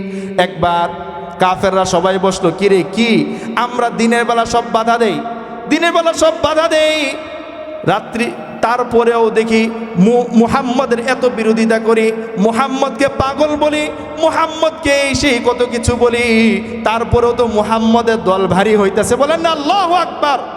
মুহাম্মদের দল শুধু ভারী হয়, আমরা এত বিরোধিতা করি তারপরে মুহাম্মদের দল ভারী হয়। কারণটা কি? কারণ তারা খুঁজতে খুঁজতে কাফেরদের যে নেতারা ছিল তারা বের করলো মুহাম্মদের প্রতি মানুষের আকর্ষণ বাড়ার একটা কারণ হলো কোরআন তেলাওয়াত। সুবহানাল্লাহ। এখন কি করা যায়? সবাই মিলে পরামর্শ করছে যে কোরআন তেলাওয়াত বন্ধ করে দিতে হবে, অথবা মুহাম্মদের কোরআন তেলাওয়াত যেন কোনো কাফের না শুনতে পারে, আমাদের দলের লোক যেন না শুনতে পারে, সেই ব্যবস্থা করতে হবে। একবার হযরত ওমর, এখনো মুসলমান হয় নাই, ওমর রাদিয়াল্লাহু তাআলা আনহু কাফের থাকা অবস্থায় উমর, আবু জাহেল, উতবা, শাইবা 4 জনে মিলে সারাদিন তারা হলো নেতা, তারা মিলে পরামর্শ করছে আজকে রাত থেকে মুহাম্মাদের কোরআন তেলাওয়াত যেন কেউ শুনতে না পারে সেই ব্যবস্থা আমাদের করতে হবে। হ্যাঁ, বলে ঠিক আছে, সবাইরে ডাকো। সবাইকে ডাকছে, সবাইকে ডেকে বলে দিয়েছে আজকে রাত থেকে যে বা যারাই মুহাম্মাদের ঘরে, মুহাম্মাদের বাড়ির কাছে যাবে, কোরআন তেলাওয়াত শোনার চেষ্টা করবে, তাকে হত্যা করে দেওয়া হবে, তাকে দেশ থেকে বের করে দেওয়া হবে, বা তার খবর আছে তার কঠিন শাস্তি হবে। এই সিদ্ধান্ত যখন করেছে সবাই বলছে ঠিক আছে, আমরা মুহাম্মাদের কোরআন তেলাওয়াত আমরা শুনতে যাব না। কিন্তু হযরত উমর এখনো মুসলমান হয় নাই। উমরের ভিতরে জ্বালা জ্বালা, শুধু মানুষের কাছে শুনি যে কোরআন তেলাওয়াত শুনলে নাকি ভালো লাগে। আর এই কোরআন এমন একটা কি জিনিস এটা, যেটা শুনলেই নাকি ইসলাম গ্রহণ করে ফেলে। হযরত উমর চিন্তা করছে আজকে যেহেতু আমরা 4 নেতা বসে ঘোষণা দিয়েছি আজকে রাত্রে তো আর কেউ কোরআন শুনতে যাবে না। হযরত উমর চিন্তা করছে তাহলে আজকে রাত্রে আমি একটু শুনি কোরআনটা কেমন, একটু শুনি কোরআন তেলাওয়াতটা কেমন, একটু যাচাই করে শোনার জন্য হযরত উমর রাদিয়াল্লাহু তাআলা আনহু 10 গজ দূরে থেকে, বাড়ির কাছে যায় না। বলে বাড়ির কাছে যায় না কেন? দূর থেকে শুনি না একটু কেমন, শোনার তো নিয়ত নাই, নিয়ত হলে একটু যাচাই করে দেখি না কেমন। হযরত উমর রাদিয়াল্লাহু তাআলা আনহু বাড়ির অনেকটা দূরে দাঁড়ায়া 10-12 হাত বা 10-12 গজ দূরে দাঁড়ায় দাঁড়ায় শুনতেছে, আর মনে মনে চিন্তা করতেছে কি রে, আসলেই তো এই যে কোরআন তেলাওয়াত, মানুষ বলে কোরআন তেলাওয়াত শুনলে নাকি তার প্রতি আকর্ষণ হয়। তখন চিন্তা করতেছে আসলেই তো আকর্ষণ আছে। হযরত উমরের ভিতরেও কোরআনের প্রতি জজবা ঢুকে গেছে, বলেন আল্লাহু আকবার। হযরত উমর চিন্তা করে কি রে, এটা তো আসলে আকর্ষণীয় কিতাব, এই কিতাবের মধ্যে এমন কি আছে? বলে মুহাম্মদ তো দুনিয়ার কোনো মানুষের কাছে শিক্ষা গ্রহণ করে নাই, মুহাম্মাদের তো কোনো শিক্ষা দীক্ষা নাই, মুহাম্মাদের তো এত বড় কোনো বংশ নাই, মুহাম্মাদের তো এত বড় কোনো কিছু নাই যে মুহাম্মদ এত সুন্দর করে তেলাওয়াত করবে। বলে নিশ্চয়ই ওয়ামা হুয়া বিকাউলি শাইর কলিলাম মা তুমিনুন। হযরত উমর মনে মনে চিন্তা করতেছে, বলে এটা না মুহাম্মাদের কথা না, মুহাম্মদ হয়তো বা কোনো কবি, মুহাম্মদ হয়তো বা কোনো কবি টবি হবে, সে হয়তো বানায় বানায় বলতেছে, সে সাধারণ কোনো মানুষ না, সে কবি। বলেন না নাউজুবিল্লাহ। হযরত উমর মনে মনে চিন্তা করতেছে সে কবি, সে হয়তো কবি হবে, নাহলে এত সুন্দর করে কিভাবে তেলাওয়াত করে। হযরত উমর কিন্তু মনে মনে চিন্তা করতেছে আল্লাহ তাআলা, নবীজি তখন নামাজের মধ্যে দাঁড়ানো, এই নামাজের মধ্যে হযরত জিবরাইল দিয়া আল্লাহ তাআলা কোরআনের আয়াত নাযিল করে দিয়েছে। নবীজি নামাজের মধ্যে থেকে চিন্তা করতেছে, ওয়ামা বলতেছে, তেলাওয়াত করতেছে, ওয়ামা হুয়া বিকাউলি শাইর। হযরত উমর এখান থেকে চিন্তা করে কিরে, আমি চিন্তা করতেছি মুহাম্মদ মনে কোনো কবি টবি হবে, কিন্তু না, এখন দেখি মুহাম্মদ, এই আমার চিন্তা যেটা হচ্ছে মুহাম্মদ নামাজে দাঁড়ায় সেটা তেলাওয়াত করতেছে, সুবহানাল্লাহ। সে চিন্তা করতেছে মুহাম্মদ মনে কবি, আল্লাহ আয়াত নাজিল করে দিয়েছে, বলে না, ওয়ামা হুয়া বিকাউলি শাইর, আমার নবী কোনো কবি টবি না। উমর চিন্তা করে কি রে, আমি এখানে চিন্তা করি মুহাম্মদ ওইখান থেকে আবার এটা কিভাবে বুঝে, আবার উত্তর দিতেছে না আমি কোনো কবি টবি না। তখন তিনি চিন্তা করলেন তাহলে সে কবি না, কবির বড়টা, সে এমন কোনো গণক, সে এমন সব বুঝতে পারে, দূর থেকে কে কি চিন্তা করে সব মনে সে জানতে পারে, বুঝতে পারে। এই জন্য হয়তো বা সে নামাজের মধ্যে দাঁড়ায় দাঁড়ায় এমন এগুলো বলতেছে।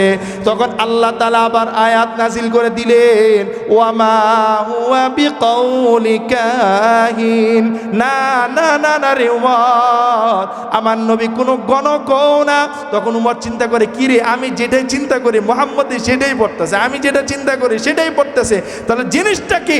আল্লাহ তাআলা আবার আয়াত নাজিল করে দিয়েছেন, তানজিলুম মির রাব্বিল আলামিন। জুড়ে বলেন সুবহানাল্লাহ। তুমি চিন্তা করতেছো আমার মুহাম্মদ, আমার নবী নিজের থেকে পড়ে, আমার নবী মনে হয় কবি? না, আমার নবী কোনো কবি না, আমার নবী কোনো গণকও না, আমার নবী কোনো জ্যোতিষীও না। তাহলে এটা কি? উমর চিন্তা করে তাহলে এটা কি? হযরত আল্লাহ রাব্বুল আলামিন আয়াত নাজিল করে দিয়েছেন, তানজিলুম মির রাব্বিল আলামিন।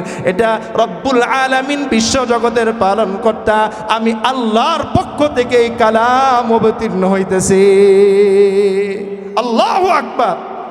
হযরত উমর ওইখান থেকে চিন্তা করে, আর এখান থেকে আল্লাহ তাআলা আয়াত নাজিল করে দেয়। শেষ পর্যন্ত আল্লাহ উত্তর দিলেন, না আমার নবী শায়েরও না, কবিও না, আমি আল্লাহর পক্ষ থেকেই অবতীর্ণ হচ্ছে, আমি আল্লাহর পক্ষ থেকে অবতীর্ণ কালাম। এই যে এরপর থেকে তাফসীরের কিতাবের মধ্যে লেখে, এরপর থেকে হযরত উমর ইসলামের প্রতি, কোরআনের প্রতি তার আকর্ষণ বেড়ে যায়। বলেন সুবহানাল্লাহ। তাহলে বলেন হযরত উমর যে ইসলামের প্রতি আকৃষ্ট হইলেন, এটা কিভাবে হইলেন? কোরআন তেলাওয়াতের কথা মনে আসেনি? কোরআন তেলাওয়াতে কি বারে? জুড়ে বলেন কোরআন তেলাওয়াতে কি বারে? কোরআন তেলাওয়াতে ঈমান বাড়ে। আর এই কোরআন তেলাওয়াতের কারণে হযরত উমর রাদিয়াল্লাহু তাআলা আনহু ইসলামের প্রতি আকৃষ্ট হয়েছে। লম্বা কাহিনী।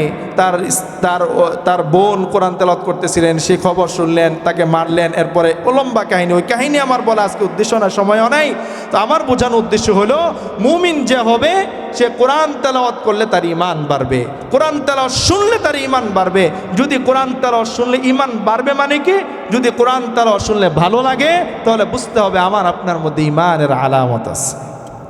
3 নাম্বার, আল্লাহ রাব্বুল আলামিন বলেন মুমিনের 3 নাম্বার গুণ হলো ওয়া আলা রাব্বিহিম ইয়াতাওয়াক্কালুন। মুমিনের 3 নাম্বার গুণ হলো, যে মুমিন হবে আল্লাহ বলেন সে আমি আল্লাহর উপরে ভরসা করবে। মুমিন যদি হয় তাহলে ভরসা কার উপরে থাকবে? জুড়ে বলেন আমাদের ভরসা কার উপরে? আরো আওয়াজ দিয়ে বলেন আমরা কারকে বিশ্বাস করি? আমাদেরকে খাওয়ান কে? আমাদেরকে পড়ান কে? আমাদেরকে পালেন কে? আমাদের সন্তানগুলোকে সুস্থ রাখেন কে? আমাদেরকে সুস্থ রাখেন কে? আমাদের রিজিক দেন কে? আল্লাহ বলে আমার যে সমস্ত বান্দারা আমি আল্লাহর উপরে ভরসা রাখে, বোঝা যাবে তার মধ্যে ঈমানের গুণ আছে। وما من دابة في الأرض إلا على الله رزقها। আল্লাহ রাব্বুল আলামিন বলেন ওয়া সূরাত হুদের মধ্যে ওয়ামা মিন দাব্বাতিন ফিল আরদ, জমিনের মধ্যে বিচরণকারী যত ধরনের প্রাণী আছে, মানুষ হোক, গরু ছাগল হোক, বাঘ ভাল্লুক হোক, যত ধরনের প্রাণী আছে, ইল্লা আলাল্লাহি রিজকুহা, সবার রিজিকের জিম্মাদারি দায়িত্ব আমি আল্লাহর উপরে। সুবহানাল্লাহ। আল্লাহ রাব্বুল আলামিন কোরআনের আর এক জায়গার মধ্যে বলেন ওয়ামাই ইয়াতাওয়াক্কাল আলাল্লাহি ফাহুয়া হাসবু। আল্লাহ রাব্বুল আলামিন বলেন আমি আল্লাহর উপরে যে ভরসা করবে, ওয়ামাই ইয়াতাওয়াক্কাল, যে ব্যক্তি ভরসা করবে আলাল্লাহ, আল্লাহর উপরে, ওয়ামান ইয়াতাওয়াক্কাল আলাল্লাহি ফাহুয়া হাসবু, আল্লাহ বলেন আমি আল্লাহর উপরে যে ভরসা করবে আমি আল্লাহই তার জন্য যথেষ্ট হয়ে যাব। এরকম ভাবে কোরআনের মধ্যে অনেক আয়াত আছে, হাদিস আছে। হাদিসের মধ্যে নবীজি সাল্লাল্লাহু আলাইহি ওয়াসাল্লাম বলেন মানুষকে রিজিক এমন ভাবে খুঁজে, মানুষের রিজিক মানুষকে এমন ভাবে খুঁজে যেরকম মৃত্যুটা তাকে খুঁজে। প্রত্যেকের মৃত্যু হবে কি হবে না এতটুকু তো বিশ্বাস আছে, মরণ তো হবে নাকি? যেমন মরণটা নিশ্চিত, ঠিক তেমনি ভাবে আমি আল্লাহর পক্ষ থেকে রিজিক পাবো এটাও নিশ্চিত। মরণ যেরকম মানুষকে খুঁজে, মানুষের রিজিকও মানুষকে খুঁজে। এই জন্য কোনো সময় পেরেশানি হইতে নাই। পেরেশানি হলে আল্লাহ তাআলার কাছে ওযু করে 2 রাকাত নামাজে দাঁড়ায় যাব, নবীর উপরে দুরূদ পড়া শুরু করব, আল্লাহর জিকির করা শুরু করব, আল্লাহর কাছে চোখের পানি পালানোর চেষ্টা করব, চেয়ারম্যানের কাছে পড়ে যাব, মন্ত্রীর কাছে পড়ে যাব, আমার বসের কাছে পড়ে যাব, আমার অবস্থা খারাপ হয়েছে, আমার এখন রিজিকের দরকার, এখন আমি 2 রাকাত নামাজ পড়ে চাইব কার কাছে? আল্লাহর কাছে। মুহতারাম মুসল্লি, মুহতারাম হাজিরিন, এ হলো মুমিনের কয় নাম্বার গুণ গেল? 3 নাম্বার। 4 নাম্বার গুণ আল্লাযীনা ইউকিমুনাস সালাতা ওয়া মিম্মা রাযাকনাহুম ইউনফিকুন।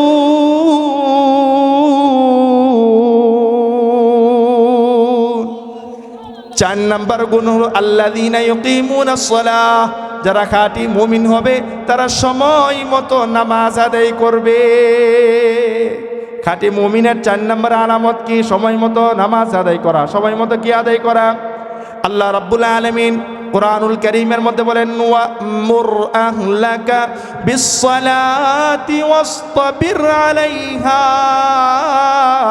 লা নাসআলুকা রিজকা নাহনু নারযুকুক।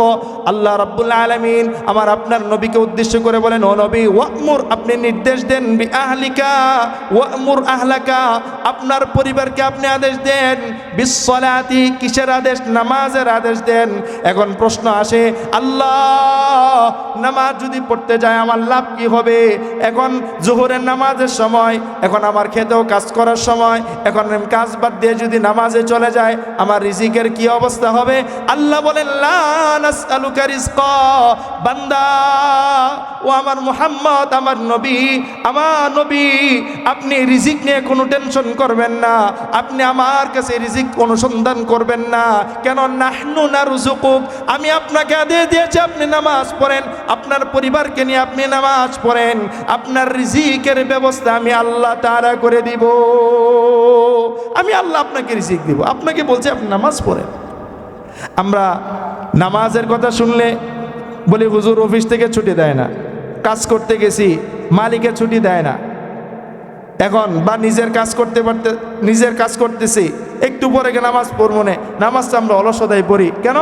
এখন যদি নামাজে চলে যায় আমার চাকরিটা ছুটে যাবে, এখন যদি আমি নামাজে চলে যাই, ক্ষেতের মধ্যে কামলা লাগাইলাম, এই কামলাগুলো যদি ফাঁকিবাজি করে তাহলে তো আমার রিজিকের মধ্যে হবে। এরকম চিন্তা আমাদের মধ্যে আসে কি আসে না? বলেন আসে কি আসে না? বলেন। আল্লাহ তাআলা বলেন, বান্দা, আর রিজকু মাকসুমুন, আর রিজকু মাকসুমুন, নবীজি বলেন রিজিক বন্টন করা, তোমার রিজিকে যা আছে সেটা আসবে, সেটা নিয়ে টেনশন করার দরকার নাই। তুমি যদি জমিনের নিচেও থাকো, তুমি যেখানেই থাকো, তোমার রিজিক যেটা আছে সেটা পৌঁছবে। আমি সর্বশেষ একটি ঘটনা বলে আমি আমার আলোচনা শেষ দিকে নিয়ে যাচ্ছি। এই রিজিক সম্পর্কে হযরতে তাফসীরের কিতাবের মধ্যে আসছে, হযরতে মূসা আলাইহিস সালাতু ওয়াস সালাম, তিনি মাদিয়ান শহর থেকে যখন তিনি বের হয়ে তার স্ত্রীকে নিয়ে যাচ্ছিলেন, তার স্ত্রী তখন প্রেগনেন্ট ছিলেন, গর্ভবতী ছিলেন। এখন হঠাৎ রাস্তার মধ্যে তার প্রসব বেদনা শুরু হয়ে গিয়েছে। এখন জায়গায় এখন তো হাসপাতাল আছে, বিভিন্ন ব্যবস্থা আছে, যা হাসপাতালে চলে যায়। এখন মরুভূমি, আশপাশে কোনো মানুষ নাই। হযরতে মূসার স্ত্রীর প্রসব বেদনা শুরু হয়ে গিয়েছে। তিনি এখন দুশ্চিন্তায় পড়ে গেলেন, পেরেশান হয়ে গেলেন। আরে এখানে কোনো মানুষ নাই, এখন আগুনের প্রয়োজন, আলোর প্রয়োজন রাত্রিবেলা। এখন আমি কোথায় আলো পাবো, কোথায় আগুন পাবো, কোথায় আমি প্রয়োজনীয় জিনিস কোথায় পাবো? স্ত্রীকে এক জায়গায় রেখে হযরত মূসা আলাইহিস সালাতু ওয়াস সালাম বিভিন্ন জায়গায় দৌড়তেছিলেন, কিন্তু তিনি কোনো কিছু পাচ্ছিলেন না। হযরত মূসার পেরেশানি আরো বাড়তেছে। তখন তিনি সামনে পাইলেন একটা পাথর। কি পাইছেন? সামনে একটা পাথর পাইলেন। আল্লাহ তাআলা বললেন, ও মূসা, তুমি তোমার হাতের যে লাঠি আছে, এই লাঠি দিয়ে তুমি পাথরের মধ্যে আঘাত করো। তাফসীরের কিতাবের মধ্যে লেখে, এই পাথরের মধ্যে যখন হযরতে মূসা যখন লাঠি দিয়ে আঘাত করলেন, পাথরটা ফেটে গেছে। পাথরটা ফেটে যাওয়ার পরে ভিতর থেকে আরেকটা পাথর বের হয়েছে। আল্লাহ বলেন, আবার এই পাথরের মধ্যে আঘাত করো। দ্বিতীয় পাথরের মধ্যে যখন আবার আঘাত করলেন, তখন আবার দ্বিতীয় পাথরটি ফেটে গেছে। তখন আল্লাহ তাআলা বললেন, 3 নাম্বার পাথরের মধ্যে তোমার লাঠি দিয়ে আবার আঘাত করো। হযরত মূসা আলাইহিস সালাতু ওয়াস সালাম 3 নাম্বার পাথরের মধ্যে আবার যখন আঘাত করলেন, 3 নাম্বার পাথরটা এবার একবারে ফেটে চুরমার হয়ে গেছে, একবারে টুকরা হয়ে গেছে। তখন তাফসীরের কিতাবের মধ্যে লেখে, হযরত মূসা আলাইহিস সালাতু ওয়াস সালাম ওই 3 নাম্বার পাথরটা যখন টুকরা হয়ে গেল, ওই পাথর থেকে ছোট একটা পোকা বের হয়েছে। জোরে বলেন না সুবহানাল্লাহ। এই 3 নাম্বার পাথর থেকে প্রথম পাথরে আঘাত করছে, এটা ফেটে গেছে। দ্বিতীয় পাথরে আঘাত করছে, তৃতীয় পাথর বের হয়েছে। তৃতীয় পাথরে যখন আবার আঘাত করলো, তখন এটা ভেঙে চুরমার হয়ে গেছে। এখান থেকে ছোট একটা পোকা বের হয়েছে। এই পোকাটা দেখে হযরত মূসা আলাইহিস সালাতু ওয়াস সালাম আশ্চর্য হয়ে গেলেন। কিরে, এই পাথর একটা দুইটা তিনটা, 3 নাম্বার পাথর থেকে এরকম ছোট একটা পোকা বের হইল। তখন তিনি আশ্চর্য হয়ে গেলেন। আল্লাহ রাব্বুল আলামিন তখন এই পোকার তো বুবা প্রাণী, তার কথা তো কোনো মানুষ বুঝে না, তখন আল্লাহ তাআলা ওই পোকার জবানটা খুলে দিয়েছেন। সুবহানাল্লাহ, ওই পোকার জবান খুলে দিয়েছেন। পোকা জুড়ে জুড়ে কথা বলতেছে। আর এই কথা বুঝার মতো আল্লাহ তাআলা হযরতে মূসা আলাইহিস সালাতু ওয়াস সালামকেও যোগ্যতা দিয়ে দিয়েছেন। এখন পোকাও কথা বলে। হযরত মূসা আলাইহিস সালাতু ওয়াস সালামও তার কথা শুনে, হযরত মূসা আলাইহিস সালাতু ওয়াস সালামও তার কথা শুনতেছে। তখন পোকা বলতেছিল, সুবহানা মান ইয়ারানি ওয়া ইয়াসমাউ কালামি ওয়া ইয়ারযুকুনি ওয়া ইয়ারিফু মাকানি ওয়া ইয়াযকুরুনি ওয়া লা ইয়ানসানি। এদিকে একটু মনোযোগ হয়, হুজুর চলে আসছে আমার কথাও শেষ পর্যায়ে। ওই পোকা জবান যখন খুলে গিয়েছে, হযরত মূসাকে ওই পোকার কথা বুঝার মতো যোগ্যতা আল্লাহ তাআলা দিয়ে দিয়েছেন। তখন ওই পোকা বলতেছিল, সুবহানা মান ইয়ারানি, পবিত্র ওই সত্তার, ওই পবিত্র ওই সত্তার পবিত্রতা ঘোষণা করছি, যে সত্তা সুবহানা মান ইয়ারানি। ও মূসা, এই 3 নাম্বার পাথরের মধ্যে আমি কিভাবে আসলাম সেটা নিয়ে তুমি পেরেশান, তুমি চিন্তিত হয়ে পড়েছ, আশ্চর্যান্বিত হয়ে পড়েছ। বলে আশ্চর্যের কোনো কিছু নাই, আমার আল্লাহ এই 3 নাম্বার পাথরের মধ্যেও আমি থাকাকালীন আল্লাহ এই 3 নাম্বার পাথরের মধ্যেও আমাকে দেখে। সুবহানা মান ইয়ারানি, শুধু দেখে এতটুকুর মধ্যে সীমাবদ্ধ না, ওয়া ইয়াসমাউ কালামি, এই 3 নাম্বার পাথরের মধ্যে আমার আল্লাহ আমি কি বলি আমার কথাও আমার আল্লাহ শুনে। বলেন না সুবহানাল্লাহ। এরপরে ওই পোকা বলতেছে, শুধু আমাকে দেখে আমার কথা শুনে, এর মধ্যে সীমাবদ্ধ না, ওয়া ইয়ারযুকুনি, এই 3 নাম্বার পাথরের মধ্যে আমি আছি। ও মূসা, তুমি পেরেশান হয়ে গেছো, তুমি কোনো কিছু পাচ্ছ না, কিন্তু আশ্চর্যের বিষয় শুনো, আমার আল্লাহর কাছে অসম্ভব বলতে কোনো কিছু নেই। এই 3 নাম্বার পাথরের মধ্যে আমি আছি, ওয়া ইয়ারযুকুনি, এই 3 নাম্বার পাথরের মধ্যেও আমার আল্লাহ আমার রিজিকের ব্যবস্থা করে। শুধু তাই না, ওয়া ইয়ারিফু মাকানি, আমি যে এই পোকা, আমি যে 3 নাম্বার পাথরের মধ্যে আছি, আমি যে এই জায়গার মধ্যে আছি, এটা যে আমার স্থান, এটা যে আমার মাকান, আমার এই জায়গাটাও আমার আল্লাহ চিনেন। ওয়া ইয়াযকুরুনি, শুধু চিনেন, আমাকে রিজিক দেন, আমার কথা শুনেন, এর মধ্যেই সীমাবদ্ধ না। ওয়া ইয়াযকুরুনি, আমার আল্লাহ আমাকে নিয়ে আলোচনা করেন, কথা বলেন, আমি যে এখানে আছি আমার আল্লাহ এটা স্মরণও আছে। ওয়া লা ইয়ানসানি, আমার আল্লাহ শুধু আলোচনা করেন, মাঝে মাঝে ভুলে যান না। ওয়া লা ইয়ানসানি, এই 3 নাম্বার পাথরের মধ্যে আমি থাকাকালীন সময়েও আমার আল্লাহ আমাকে কখনো ভুলে নাই। তাহলে রিজিকের ব্যবস্থা করেন কে? জুড়ে বলেন, রিজিকের ব্যবস্থা করেন কে? তাহলে নামাজ পড়লে রিজিক চলে যাবে, এই চিন্তা ভাবনা মনের মধ্যে আসার কোনো সুযোগ আছে? আমি যাই করি না কেন আল্লাহর হুকুম আমি মানলে আমার মধ্যে ওই 3 নাম্বার পাথরের মধ্যে এই ছোট একটা পোকার জন্য যেরকম খাবার পৌঁছে দেয়, আমি আল্লাহ আশরাফুল মাখলুকাত, আল্লাহ আমাকে মানুষ বানাইছে, আশরাফুল মাখলুকাত সর্বশ্রেষ্ঠ সেরা জীব মানুষ আমাকে বানাইছে। আমি আপনার আল্লাহ কি আমি আপনাদের সকল কি আল্লাহ রিজিক দিবেন না? অবশ্যই রিজিক দিবেন। তাহলে 4 নাম্বার গুণ হলো যে 5 ওয়াক্ত নামাজ সময় মতো পড়া। হুজুর চলে আসছে, শুধু 5 নাম্বার গুণ, ওয়া মিম্মা রাযাকনাহুম ইউনফিকুন, ওয়া মিম্মা রাযাকনাহুম ইউনফিকুন। 5 নাম্বার মুমিনের 5 নাম্বার গুণ হলো, আল্লাহ বলেন আমার দেওয়া রিজিক থেকে যারা খরচ করে, দান করে, এটা যদি দান করার অভ্যাস তার থাকে তাহলে বুঝতে হবে তার মধ্যে ঈমানের আলামত আছে। তাহলে আসেন, সর্বশেষ আজকের আলোচনার মূল কথা হলো কি, যে আল্লাহ তাআলা আমরা মুমিন হিসাবে আমাদের নিজেদেরকে পরিচয় দেই। এখন আমাদের মুমিন, আমরা প্রকৃত মুমিন কিনা সেটা বোঝার জন্য সূরাতুল আনফালের 2, 3, 4 এই 3টা আয়াতের মধ্যে আল্লাহ তাআলা বলেছেন 5টা গুণের কথা। এই 5টা গুণ, 1 নম্বর গুণ আল্লাহর জিকির শুনলে, আল্লাহর আলোচনা শুনলে অন্তরটা নরম হয়ে যাবে। 2 নম্বর হলো কোরআন তেলাওয়াত করলে ঈমান বাড়বে। 3 নম্বর আল্লাহর উপরে ভরসা থাকবে। 4 নম্বর নিয়মিত নামাজ আদায় করবে। 5 নম্বর আল্লাহর দেওয়া রিজিক থেকে আল্লাহর পথে খরচ করবে। এই 5 গুণ যদি কারোর মধ্যে থাকে, আল্লাহ বলে উলাইকা হুমুল মুমিনুনা হাক্কা, তুমি হাকিকি প্রকৃত মুমিন। আর যদি তুমি প্রকৃত মুমিন হতে পারো, এটা হলো সার্টিফিকেট বলেছিলাম, মনে আছে? এই সার্টিফিকেট, যদি এই প্রকৃত মুমিনের সার্টিফিকেট আমরা অর্জন করতে পারি, তাহলে আল্লাহ তাআলা পুরস্কার দিবেন কয়টা? 3টা।